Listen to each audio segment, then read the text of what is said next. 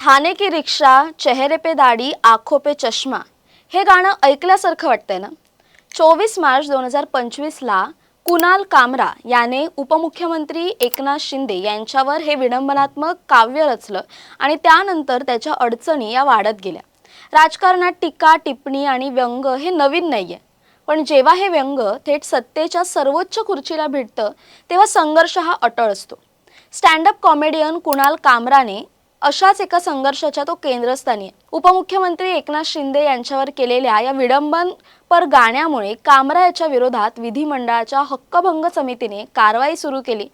नुकताच कुणाल कामरा या समितीसमोर हजर झाला आणि त्याने जे काही मांडलं ते केवळ त्याचं उत्तर नव्हतं, तर लोकशाही आणि अभिव्यक्ती स्वातंत्र्यावर विचार करायला लावणारा एक जाहीरनामा होता। कुणाल कामराने मांडलेले तांत्रिक मुद्दे, त्याचे राजकीय आरोप आणि त्याने बाळासाहेब ठाकरेंच्याच व्यंगचित्राचा वापर करून दिलेला टोला या सर्व गोष्टींचा सविस्तर आढावा घेणार आहोत या व्हिडिओच्या माध्यमातून।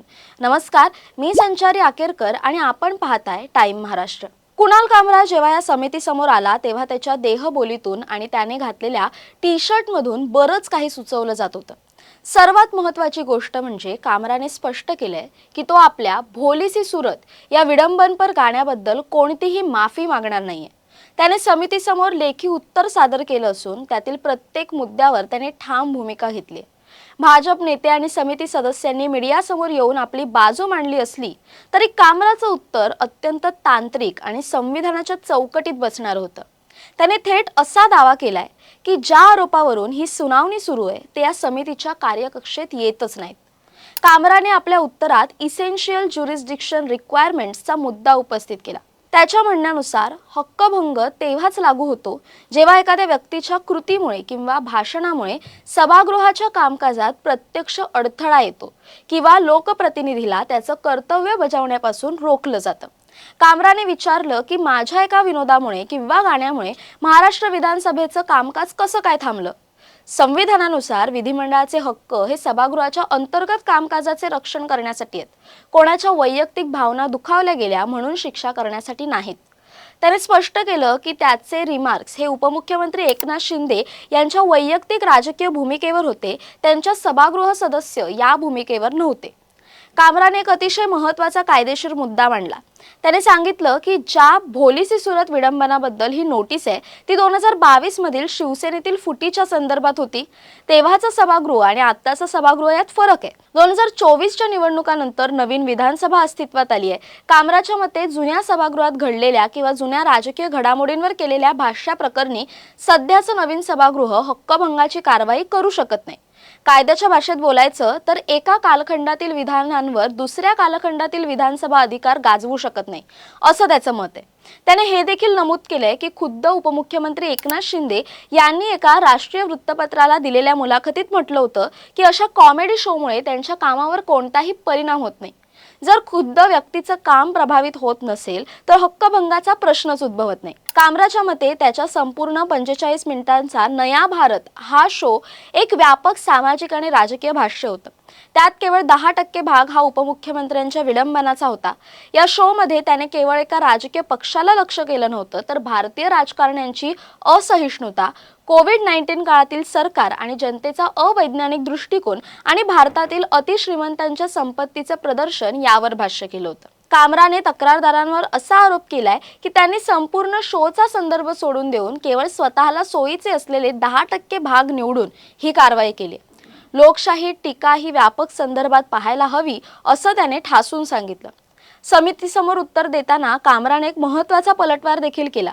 त्याच्यावर गद्दार असा शब्द वापरल्याचा आरोप आहे। यावर त्याने उदाहरण दिलं की महाराष्ट्राच्या राजकारणात अजित पवार आणि माजी मुख्यमंत्री उद्धव ठाकरे यांच्यासारख्या दिग्गज नेत्यांनीही याच शब्दाचा वापर शिंदे गटासाठी केलाय। जर हे शब्द सार्वजनिकरित्या राजकीय नेते वापरत असतील आणि त्यावर कोणतीही हक्कभंगाची कारवाई होत नसेल तर एका कॉमेडियनने तोच शब्द वापरल्यावर ती कारवाई का, असा प्रश्न त्याने उपस्थित केला।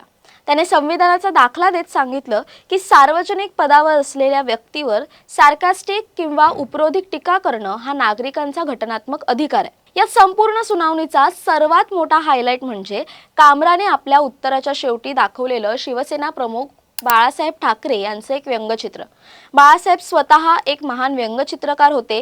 कामराने आठवण करून दिली की बाळासाहेबांनी तत्कालीन पंतप्रधान इंदिरा गांधी यांच्यापासून अनेक मोठ्या नेत्यांवर अत्यंत बोचरी व्यंगचित्र काढली होती, पण त्या काळी त्यांना अशा प्रकारे हक्कभंग समितीसमोर जावं लागलं नाही।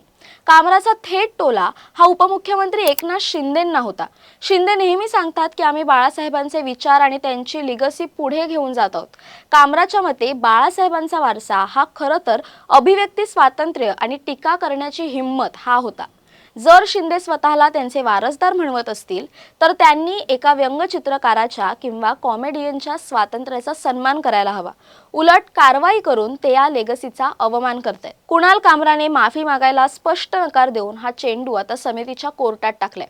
ही लढाई आता केवळ एका गाण्यापुरती मर्यादित राहिलेली नाही, तर ती एका लोकप्रतिनिधीचा सन्मान विरुद्ध नागरिकाचा अभिव्यक्ती अधिकार अशी झाली आहे। जर एखाद्या लोकप्रतिनिधीला विनोदाने इतकं त्रासून जात असेल तर तो पदावर राहण्यास अनफिट आहे, असं गंभीर विधानही कामराने केले। आता येणाऱ्या काळात ही समिती काय निर्णय घेते याकडे संपूर्ण महाराष्ट्राचं लक्ष लागलंय। सत्तेचा वापर टीकेचा आवाज दाबण्यासाठी होतो की लोकशाहीची मूल्ये जपली जातात हे काळच ठरवेल। तुम्हाला काय वाटतं, एका कॉमेडियनने केलेली टीका हक्कभंगाच्या कक्षेत येते का? आणि बाळासाहेबांच्या विचारांचा दाखला देऊन कामराने दिलेला युक्तिवाद तुम्हाला पटतो का? तुमची मतं कमेंट करून नक्की कळवा। तसेच अशा नवनवीन व्हिडिओजसाठी टाइम महाराष्ट्रला सबस्क्राइब करा। धन्यवाद।